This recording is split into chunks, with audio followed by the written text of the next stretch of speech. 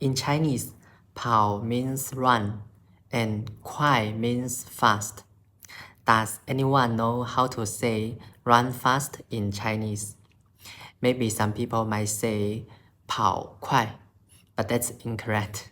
The correct answer is 跑得快. Here, 的 is a structure particle used to connect a verb and an adverb. 的 is generally placed between a verb and an adverb. For example, 唱 means sing and 好 means good. So the Chinese for sing well is 唱得好. 跳 means jump and 高 means high. So the Chinese for jump high is 跳得高. When you want to use an adverb to describe the preceding verb, you need to use the to connect them. The serves as a connector here. The usage frequency of the is particularly high.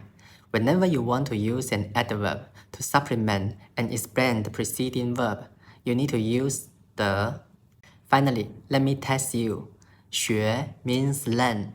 快 means quickly. So, how do you say learn quickly in Chinese? I hope my video helps you learn Chinese more quickly. And see you next time.